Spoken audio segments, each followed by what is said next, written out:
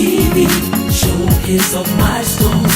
Red Carpet TV, showcase of milestones.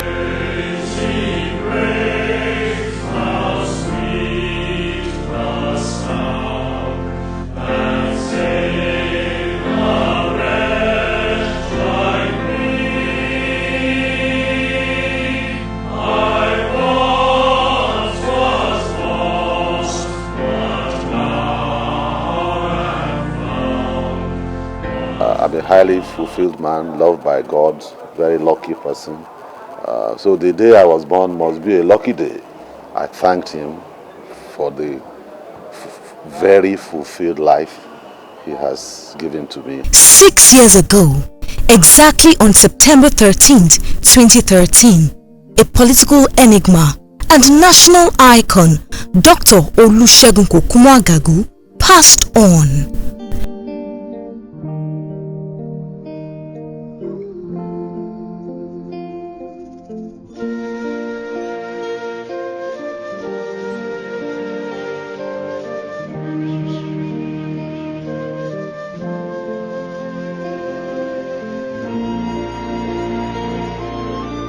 Nevertheless, family, friends, and political associates of this great man have continued to keep the dream alive, especially his lofty dreams for the society, through memorial activities that have remained unforgettable as part of these efforts. Engaging lectures and conversations continue to resonate on an annual basis.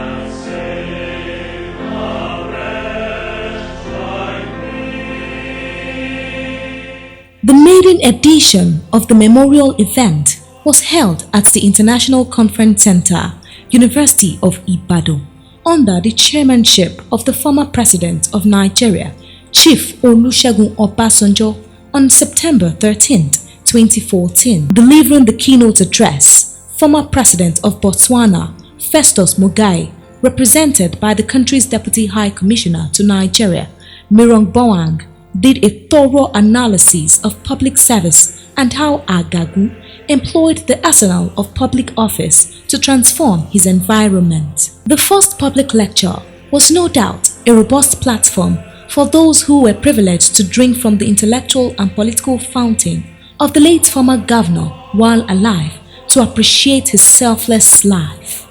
In attendance were prominent Nigerians.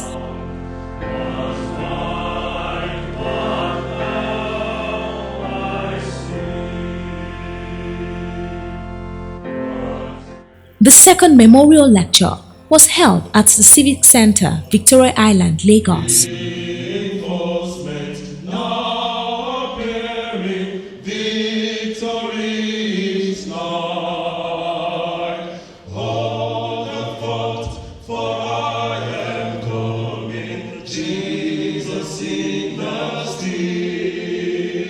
The lecture topic, entitled Resources, Policy and Economy, was dealt with by former Togo Minister of Communication, Collinius Aidam. Olusegun Agagu, the most valuable son of Nigeria and Africa, and whose merit shows in the high-profile works he has left behind, a heritage that we all attending this ceremony are particularly proud of, and pray that it might help structure the orientation of the younger ones, or even become a role model to both the current and the next generation.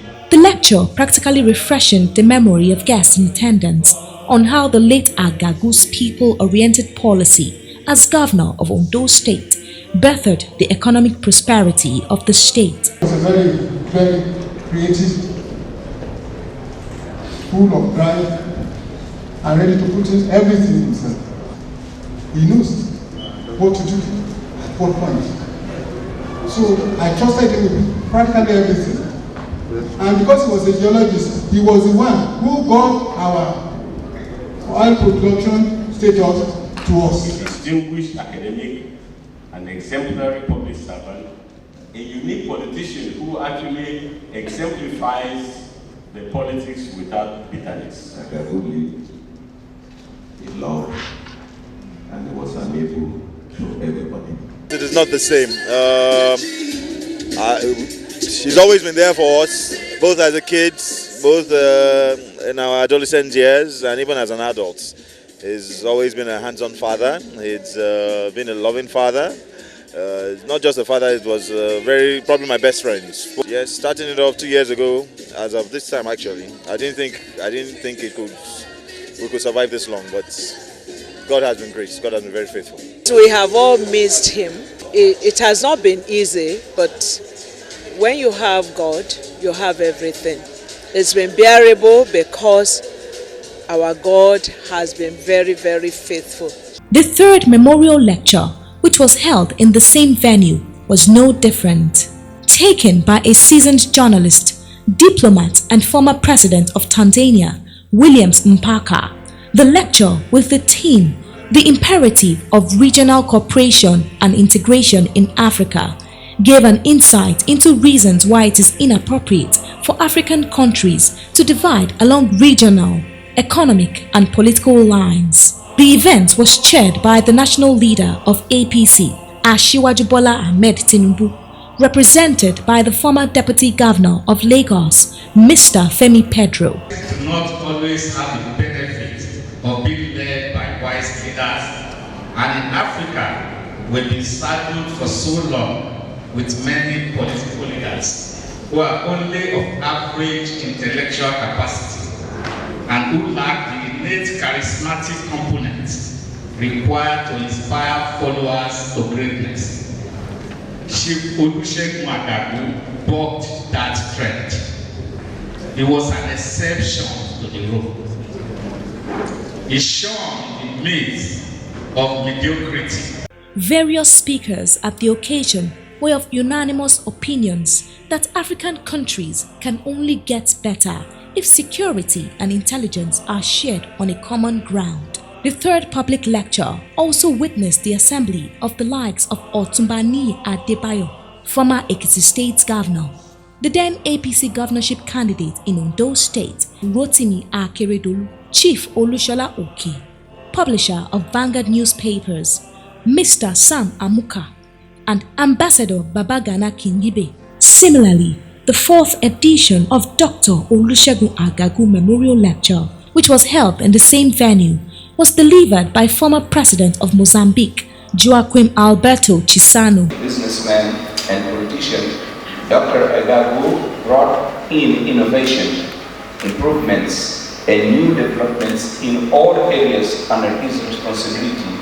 and leadership, thus making him a citizen whose memory will always be remembered and his legacy immortalized and celebrated.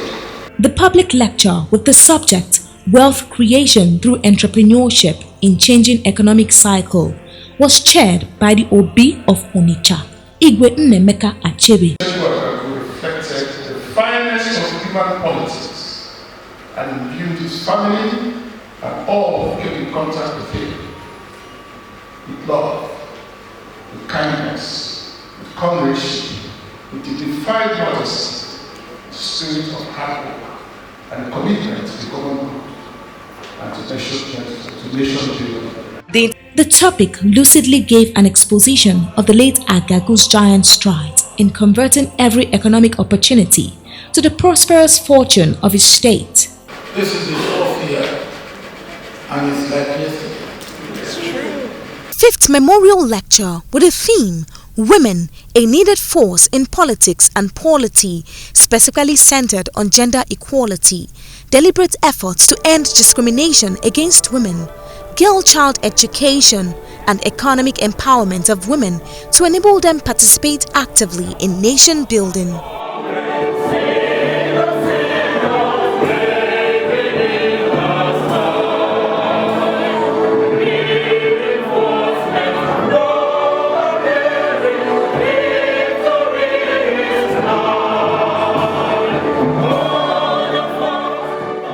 Drawing from her wealth of experience and exposure while delivering the public lecture, former President of Malawi, Joyce Banda, gave a statistical analysis of women in political offices across Africa and lamented their poor inclusion in the Nigerian government.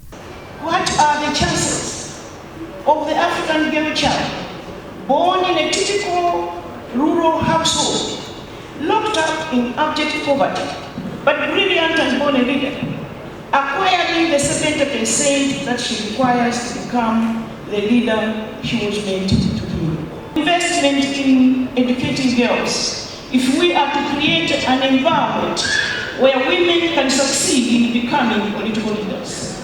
What my government did in Malawi was to continue programs of improving infrastructure in schools, particularly building hostels so that more girls can attend secondary education in a secure environment. Submissions from various guest speakers at the occasion copiously gave an insight into the relevance of women in power. Political position. When we talk about women in politics, there is a total absence of women in politics in the sense that women issues are not even discussed. I do not recall any debate by anyone seeking to be a governor or a senator or a member of the House or the president, where I've heard issues like here today is not just about we want more women governors, more women senators, more women legislators. I support more women ministers, but we want more women who are going to fight for women issues. The quantity, the leadership, to say that leadership, is a journey. It has milestones, it has steps, and some of them are very rocky milestones, but we have to travel it. It's as simple as that. We know that shows us when women lead and they really concentrate on issues that are happening and communicating, they can bring about change. While the 4th edition was also not different, with the presence of Chief Olusegun Obasanjo, Chief Ernest Ushonekon, former head of interim national government, Igwe Nnemeka Achebe, the Obi of Onitsha, and other notable Nigerians. Just as the quality of attendance spoke eloquently about the yearly occasion, its content has also been largely interactive, notwithstanding the consistency of the annual lecture in honor of the late accomplished icon. The quality of attendance and the public discourse has remained undiminished. As much as the keynote speakers continue to raise the bar of interactions, the presence of eminent guests at the yearly event has been largely impressive. Some faces have remained constant over the last 4 years. Notable among them are former President Olusegun Obasanjo, Dr. John Kayode Fayemi, former Governor Olagunsoye Oyinlola, Chief Bisi Akande, among a host of prominent Nigerians. Nigerians are hopeful that this kind of gathering and discourse will continue to show the light in our politics and natural life. I knew from his record here at Austin and at the university that he could accomplish anything he set as his goal to do, for he was a bright, hardworking fellow and wanted to accomplish something worthwhile. Dr. Sega Nagagu was surely one of the most distinguished graduates in geology from the University of Texas, and we'll always be proud of who he was and what he did. I trust you will continue to celebrate and to memorialize this life of this great and splendid man. May God be with you. It is amazing that 5 years after his demise, Agagu's name continues to dominate discussions on people's welfare and the emplacement of a better society. Indeed, his middle name, Kokumo, is a literary reality. My message is that at all times, you should try to do good. Think positive about society and use everything in your power to serve humanity. You will always be rewarded this way. Red Carpet TV, showcase of my